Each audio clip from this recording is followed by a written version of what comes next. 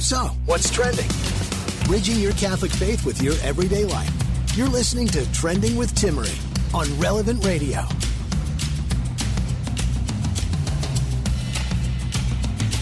Good evening and welcome to Trending with Timmerie. This is Stacy Trasancos guest hosting for our lovely Timmerie, who is still out enjoying her bundle of baby girl.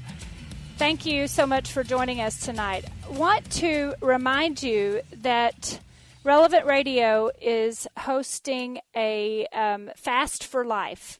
You may have heard about it earlier today, but I want to make sure that we thoroughly examine this event that is going to take place on Friday.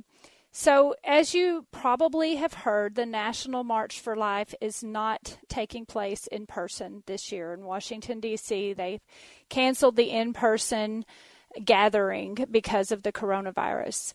So, like just about every other event in our life these days, we're going to be gathering online. So the March for Life, there will be all kinds of things going on, and even later on the 29th, it will be on the 29th, this Friday, but there will be things going on everywhere. But Relevant Radio specifically is doing a Fast for Life on that day. So we can't join in person, but we can join in our hearts and try to make an impact for the dignity of human life and for the end of legalized abortion, the end of abortion period. So we'll be joining our hearts.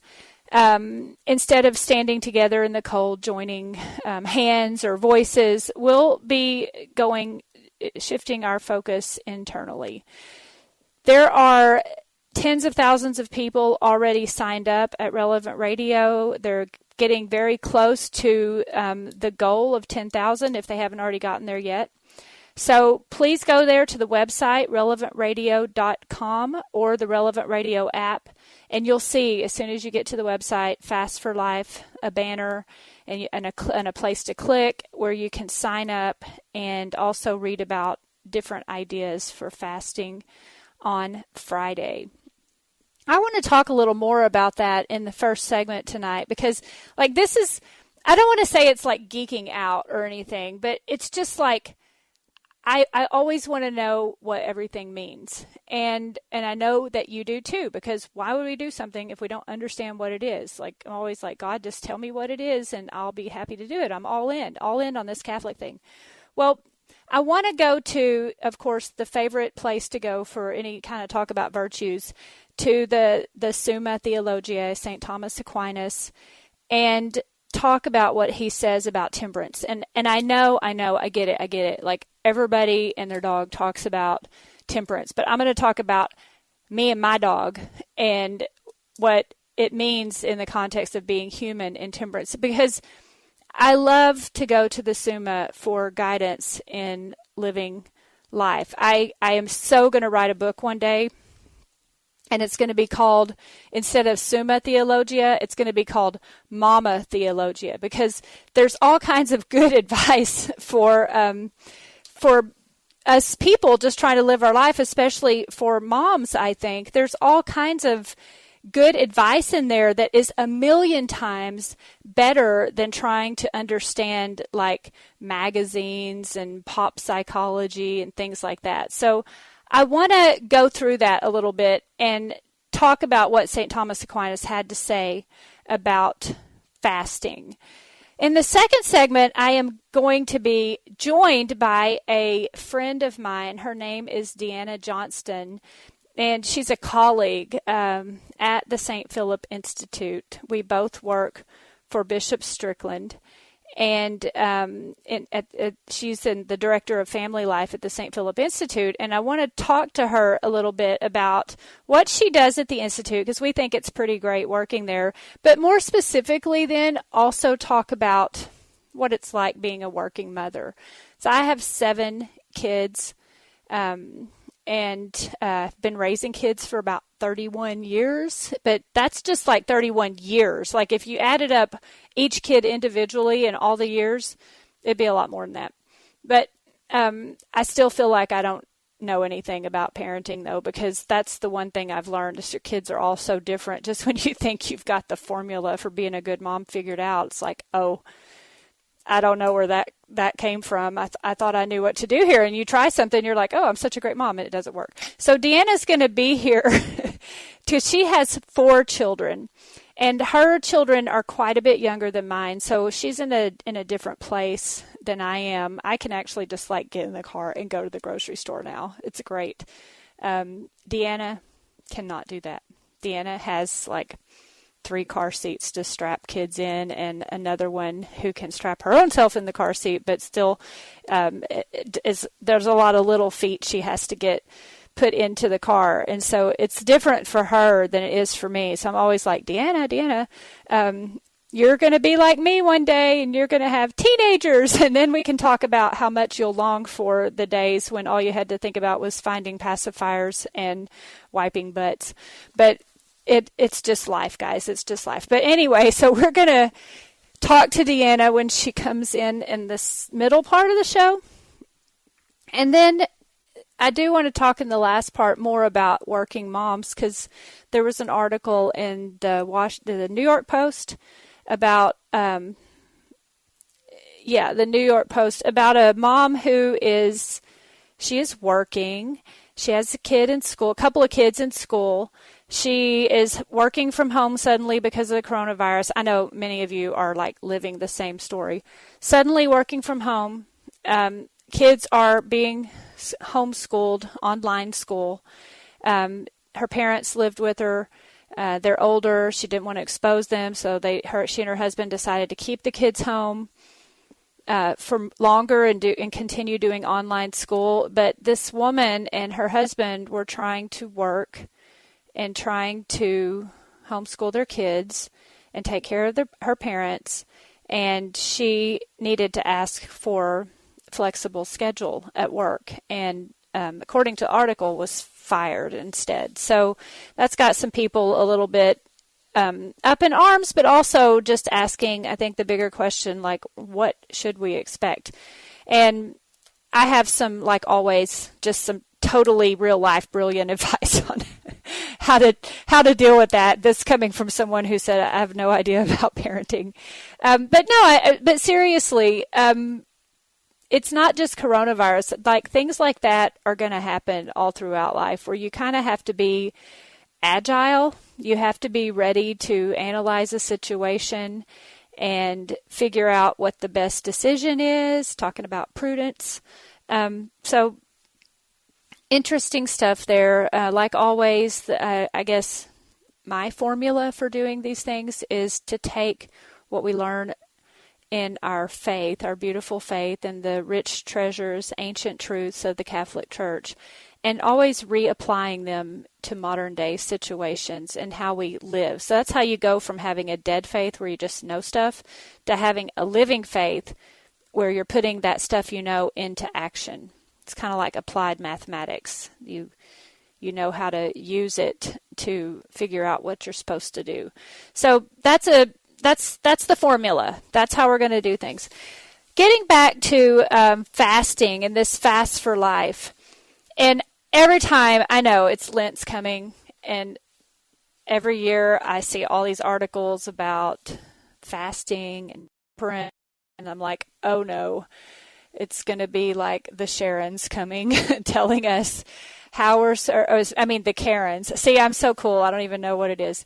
Karens. But all these people come, the Karens. So all these people are coming that are telling me, and Karen here, the producer of the show, is looking at me now like, what are you talking about? This, we'll just call them Sharons, not Karens. I totally meant Sharons. They're out there and they're like, oh, this is what you have to do for fasting, and this is what it means, and you got to stop eating these things and give up chocolate, and don't give up chocolate unless you're giving it up for the right reasons in your heart. So I just want to go beyond all of that to really this helps me, because when I read what St. Thomas Aquinas says, I'm always thinking, that dude is talking to me, like he is hitting it, like there's no pulling punches with him. He just tells it to you straight up, how it's going to be, and what it means to have virtue, what it means to practice temperance, what it means to fast and what it doesn't mean to fast. And I always feel so convicted.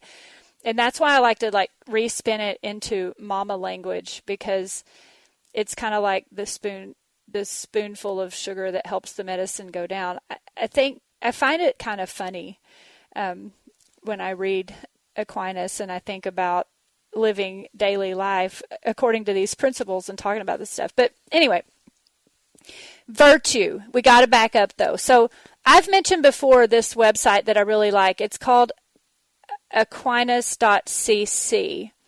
So it's just spell aquinas.cc. That's it. That's the whole web address.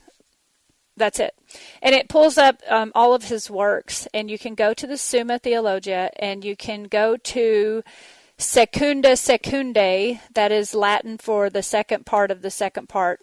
I honestly don't know why there's second part of the second part, but there is. Secunda Secundae. And you can go there, and that is the treatise on the virtues. And so faith, hope, and love are the theological virtues first, and then there are the cardinal virtues: prudence, justice, fortitude, and temperance. And they're in an order. And he explains why you can't have authentic prudence without faith, hope, and love. You can't have authentic justice without prudence. You can't practice fortitude without prudence and justice. And you can't practice temperance without fortitude and all the other things.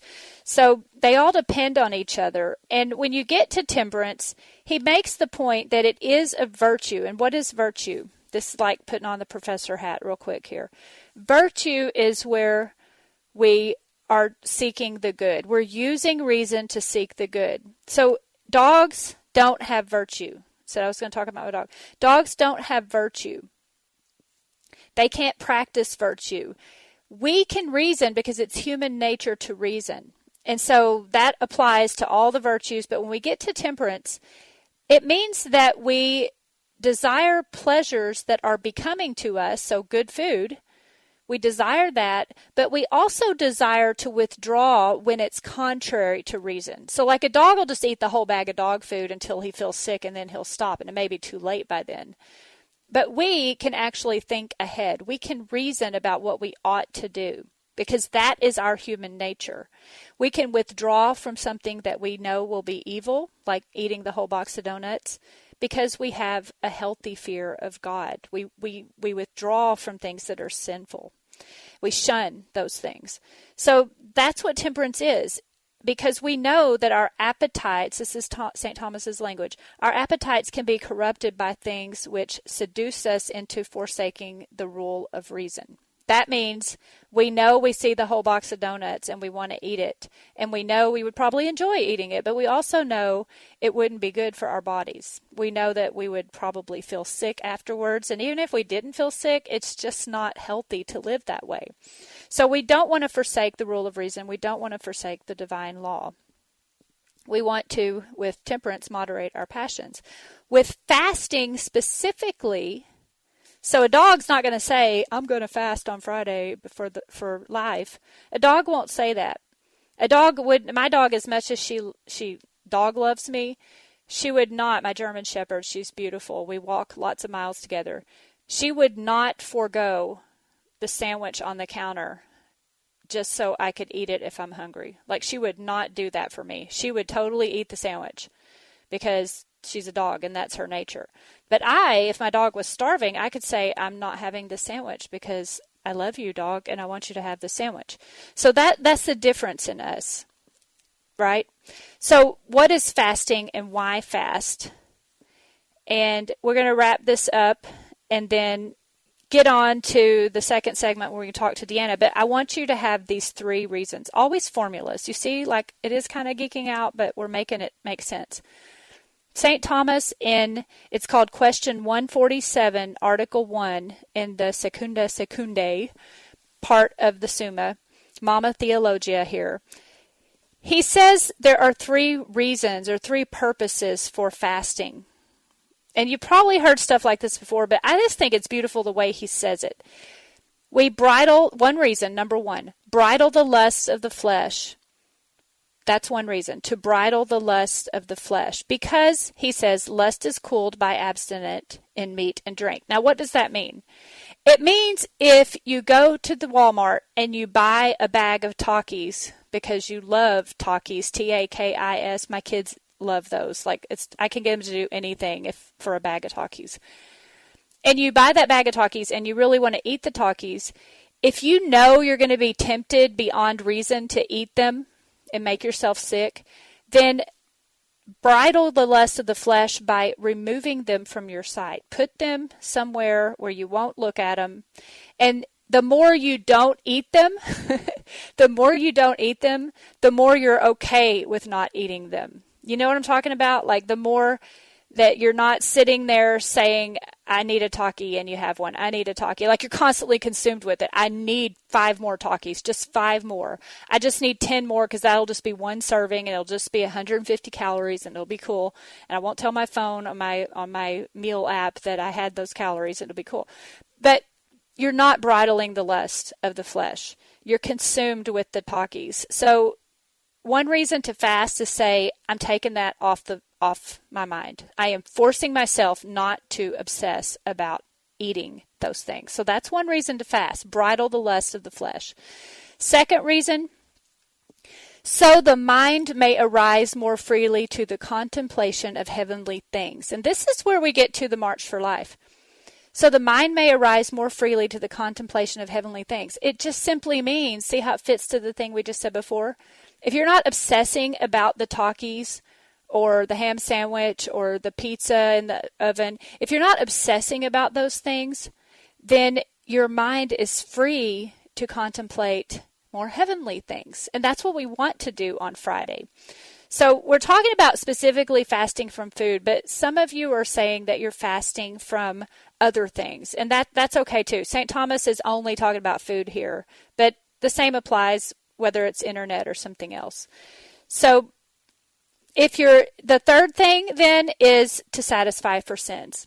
So on Friday, when you're fasting, put things out of reach, out of mind, turn your mind more to prayer, and then pray for mercy on us and the whole world for the sin of abortion in our country.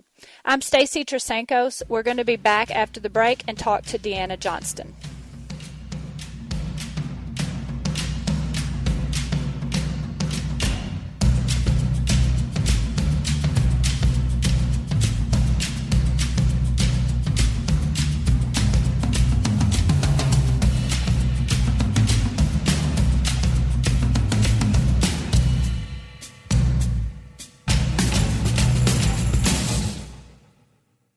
Catholic Order of Foresters is proud to sponsor the Relevant Radio studio line. For information about employment opportunities and flexible premium life insurance plans, visit relevantradio.com/forester. Bridging your Catholic faith with your everyday life. You're listening to Trending with Timmerie on Relevant Radio and the Relevant Radio app. Welcome back. This is Stacy Trasancos filling in for Timmerie while she enjoys her new baby girl.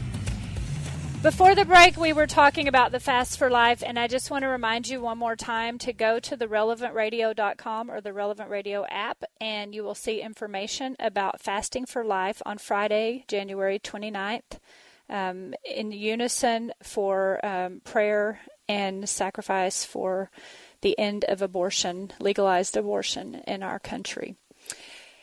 We have a guest with us today, and it is my pleasure to tell you about her. I have the honor of getting to see Deanna Johnston in the office every week at the St. Philip Institute, and I met her the first time about 3 years ago.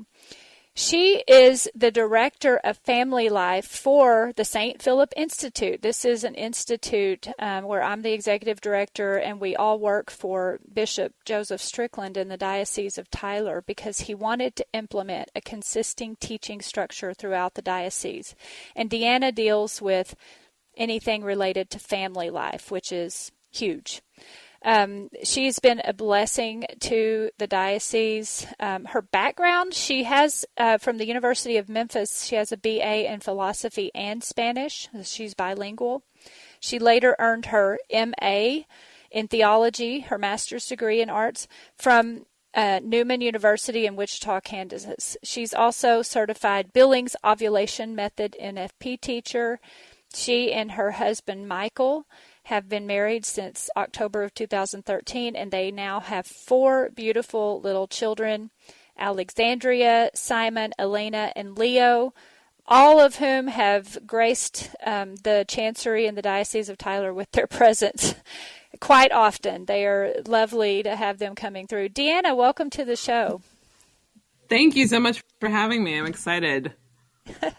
It's good to talk to you here. So I wanted you to give everybody a little bit, could you tell us just quickly about what it is you're doing in the Diocese of Tyler? What does it mean to implement a structure for teaching or forming people in family life throughout the diocese? Yeah, so, and you may have talked about it on the show before, but Bishop had written the Constitution on Teaching the Catholic Faith in 2017, and that document is what brought my family here, and I think others in the Institute.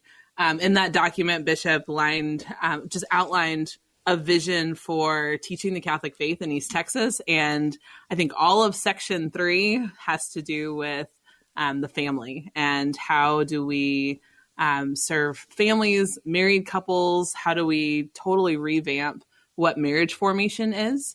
And he took that as an opportunity to say, okay, we need to, because marriage is so important, because marriage is the foundation for the family, we really need to invest in solid marriage formation. So a lot of what I do is focused on, like you were saying, just the family, marriage formation for engaged couples. And Bishop is really intentional about calling it marriage formation and not just marriage prep, because we're not just graduating them after they say yes at the altar, but really providing this ongoing formation, ongoing support for couples, because marriage is hard, as we all know, and life changes once kids enter the picture. So really looking at, okay, how do we provide support to engaged couples before the wedding? How do we help newlyweds, especially in those first 5 years of married life? And then how do we continue to walk with couples through all seasons of life? And so a lot falls under that umbrella of teaching the faith for families.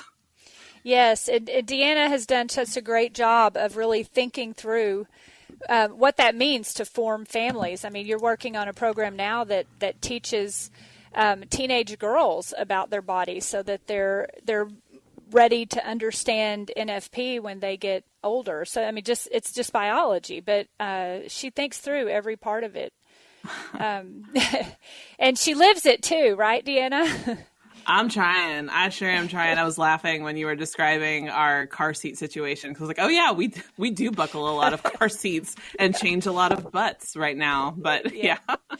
Chasing them all around. And, I think, so it's always been interesting. Like, Deanna's had 2 babies while we've worked together at the Institute. And it's like, okay, we have the director of family life, and she's pregnant. You've been pregnant a lot. And she's pregnant, and like she's going to have this baby. It's like, well, what do you do in that situation? And I remember it's like, well, we have to embrace the family. Like, we can't say to her, Deanna, you have to forget about your family to do this job because you need to be a really good director of family life. Like, that wouldn't have made sense. And so we got, Deanna, Exactly. tell us a little bit about what that was like. She brought her babies to work, and it was wonderful. Yeah. I've actually been able to bring all 4 of my children to work with me. Before we moved to East Texas, I was working in the Diocese of Dodge City, Kansas at a parish. And I've just been really fortunate to have very pro-life, pro-family pastors in my life. And with my oldest 2, they came to work with me for a season, and with my younger 2 being here in East Texas, I just felt really grateful because one of the first things that Bishop Strickland said when we moved here was, if it doesn't work for your family, then it's not good for the diocese. Yeah. So if something's getting in the way of you being able to put your family first, then we need to reevaluate things. So when I found out I was pregnant with number 3, that was a conversation that I had with him and some of the leadership of the diocese, and so grateful, so grateful for executive directors that have been just so supportive of my primary vocation, that as passionate as I am about, helping people in marriage formation and, fertility awareness and all of these things, my number one job is to be a good wife and mom, and to work for a bishop and for a ministry that really supports that vision is such a gift. So it's not without challenges, for sure. I remember bringing Elena to the office, and I think I passed her to you a couple of times, and she slept on your lap while I got a few things done. But just having that flexibility to have the kids here until it makes sense. Because, they do start to get wiggly and more mischievous around the 7-8 month mark. But just to have that ability has been a real grace. And it's been a grace to the people you work with, because it's you walk by Deanna's office, and what does that sign say if you're busy nursing? So nursing mom, breastfeeding mom. So when the babies aren't with me, I have a sign on my door that has a cow with a halo on it that says "Holy Cow, currently pumping liquid gold. Come back later." And we just leave you alone.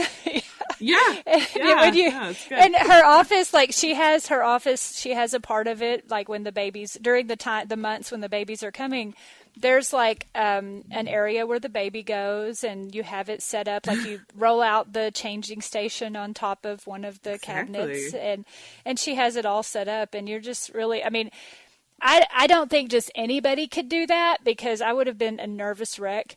But I did work. But we also have, a bishop encourages, I won't say allow, he encourages this. We also have a pretty flexible work schedule, and that is something. It occurred to me a long time ago when I left DuPont and started working from home. I was like, moms can work infused with their kid. Dads can too. We can work infused with our kids. You just have to think about it a little more. But we have a very flexible work schedule. You work from home when you work from home. You come to the office when you come to the office. And what's that like? From through your eyes, having to manage all that. What advice can you give? Yeah, it is not without its challenges. And I think having you as the executive director is very helpful, because you are a mom. And so the reality of what little people, having lots of little people at one time can do. And there is, Deanna. There is, thanks. You said it right. Thank you. But it's just, just knowing that there is that freedom, or having that flexibility. And it does require some planning and a lot of communication, with our team, and saying okay, I'm not going to be able to sit down at my computer from 8 to 5 nonstop. That's just not a reality. But having these spaces of time where I am focused on just the ministry, or taking advantage of nap time. There's a ton of things that get done when that the baby's going to wake up in 40 minutes. Mm-hmm. But I think the biggest support was just knowing that I was welcome, and I had the support of the team, because I know so many women who have been in kind of hostile work situations where it's oh, you're bringing a baby to work, or just feeling guilty for making their children a priority, or having to step back from work in some way. But the way that we have structured things here, it really does allow me to keep my family first, but also really hopefully contribute to a ministry that I love and feel very passionate about. And there are seasons where it's okay, I really do need to slow down and just focus on baby and kids and family life. But I think just going back to what Bishop had said initially, if it wasn't good for our family, then it's not good for the diocese. And God's just been really good in being able to discern those seasons. Mm-hmm. Yeah, and it is it takes a lot. But I was really, when COVID-19 hit back in March last year, we sort of took the hit, but then we kept going. I mean, our events got canceled, and that was heartbreaking because Deanna put a lot of work into all that.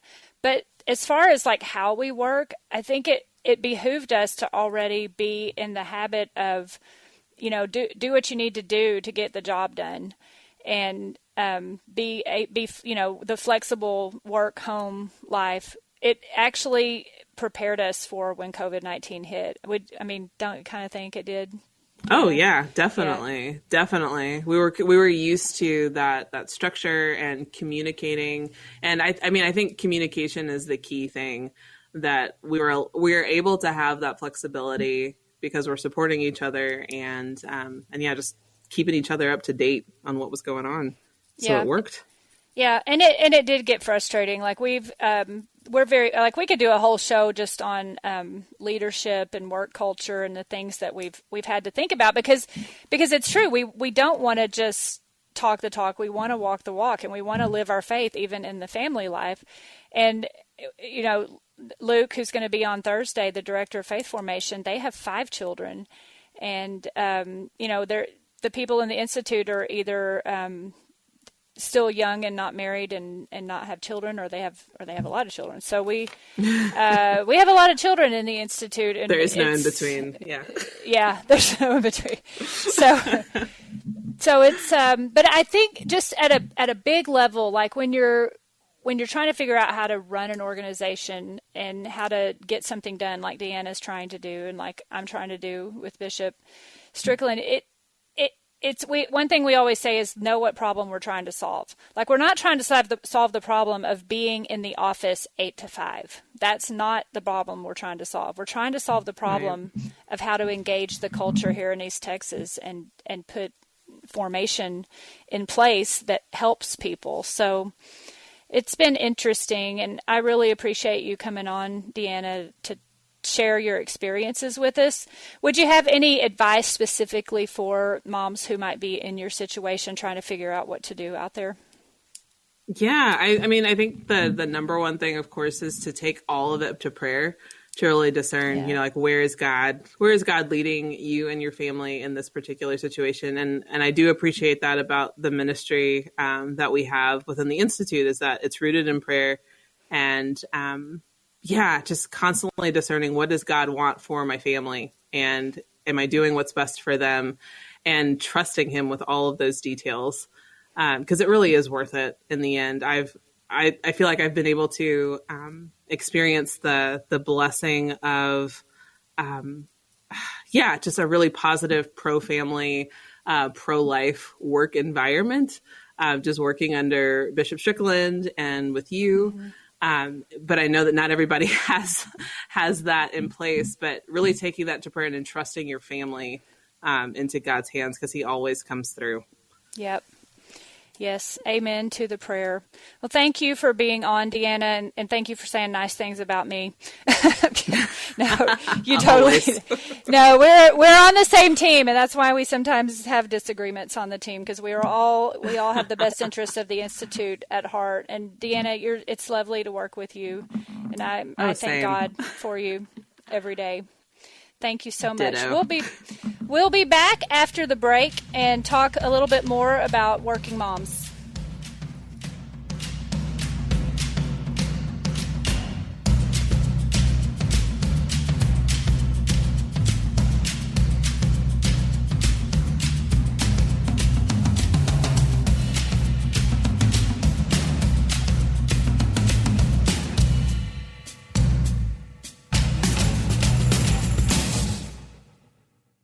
Relevant Radio is supported by CatholicSingles.com and the Catholic Singles app, the Catholic dating community for single men and women to meet other single Catholics through interactive polls and personalized matches. CatholicSingles.com, genuinely Catholic. We're talking about what you're thinking about. You're listening to Trending with Timmerie on Relevant Radio and the Relevant Radio app. Hello, this is Stacy Trasancos, and I'm joined with my colleague, Deanna Johnston from the St. Philip Institute. And we were talking before the break about what it's like to be a working mom, and specifically working at the St. Philip Institute with Bishop Joseph Strickland. So I want to bring this into a bigger context now. And Deanna, I would love to get your reaction to this article. It was in the New York Post. I read a variety of sources every day, as I just find it interesting to see what's going on out there. The title's called "Working from Home While Kids Learn Remote Drives NYC Mom Near Breakdown. ... Lawsuit." So apparently there's a lawsuit that has been initiated because of this situation. So I just want to tell you about the situation. It's in Queens. And I think a lot of us can relate to it, but I'm not really sure. Like, I live in Texas, which is 1,000,000 miles away from New York City, but I've spent some time in New York City, and I understand things are different there, but I think we can all relate to this story. So let me tell you a story. So the mom is juggling remote learning, like a lot of parents throughout the world, juggling remote learning, working from home, and it nearly gave her a breakdown because when the coronavirus swept through New York City, and it hit there much harder than it hit here in Texas, she is a computer engineer. She worked for a company called, I forget the name of it, but she worked for a firm in New York, and her husband was an engineer. So there were two professionals, and they have 2 children that attend class online during the pandemic. She also has her elderly parents who share a home with the family. So to keep the parents safe, her older parents, the husband and wife decided to, her name is Nimya. Nimya and her husband decided to keep their children at home, their 7-year-old and their 4-year-old, to stay home and do online school so they wouldn't be going to school and bringing back any germs to their grandparents. She works for a Manhattan tech company. So she and her husband decided to try to juggle that. So they are both still working. She's a contracts manager at the Manhattan Tech Company, and he's an engineer.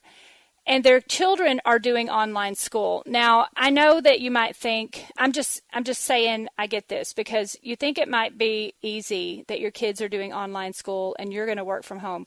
But way before coronavirus, I did this for like 10 years because I left my job and I stayed home, but then I started writing and teaching online myself, and then I started homeschooling my kids. And I almost pulled my hair out too, because I'm trying to homeschool kids, and I'm trying to teach online, and I'm trying to do a million other things.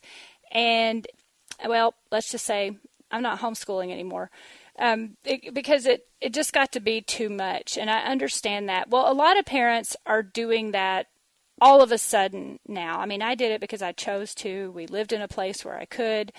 And that's their situation.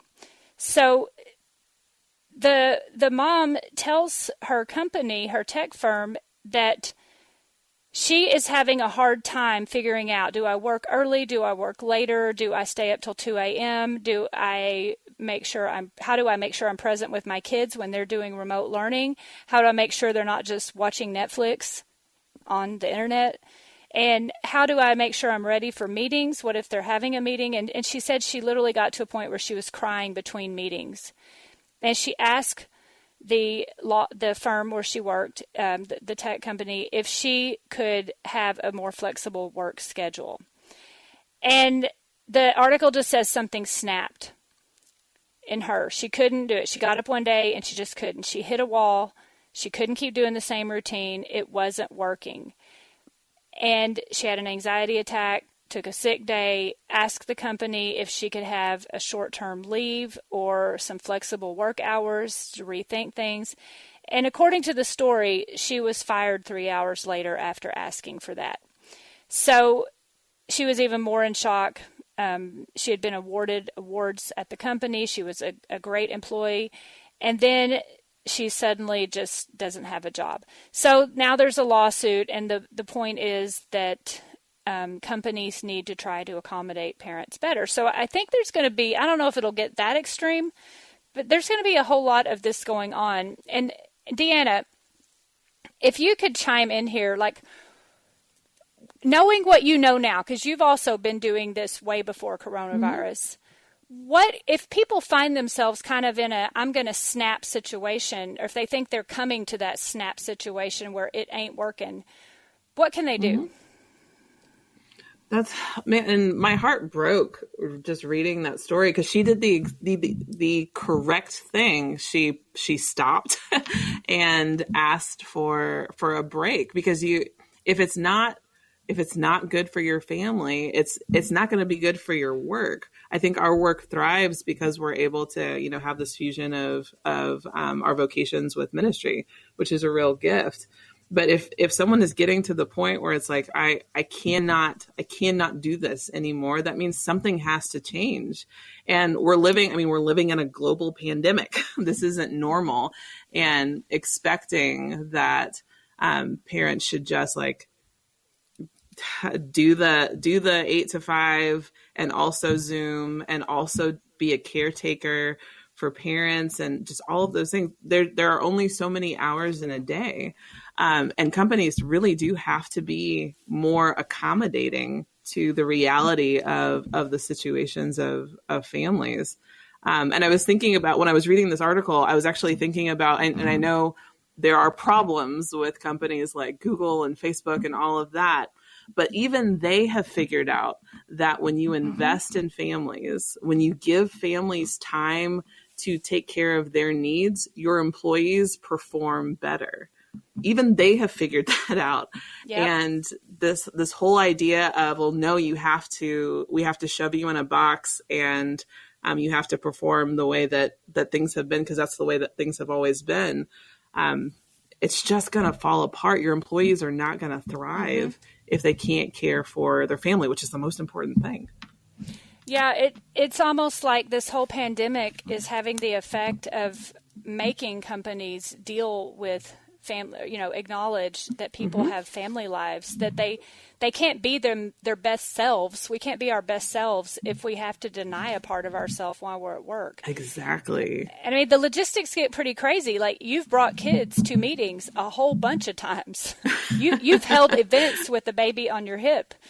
So, yeah. Actually, it's funny because we just had a retreat, and it's the first retreat that we've had in 14 retreats where I have not been pregnant or had a baby on me the whole time. But it can work. That, I think that's the point, is like when you are in an environment where it is understood that families are the norm and not like this anomaly that we have to figure out, then everything flows better, because, family is the foundation for society. So if families are thriving, society is going to thrive. So it really does seem simple, but yeah, it all goes back to the family. If we're not serving families, whether you're in the secular world or in ministry, then it really doesn't matter what we're doing. It doesn't matter how great the company is or how great the 10-year vision is, whatever. If what we are doing is not serving the families that are with us, then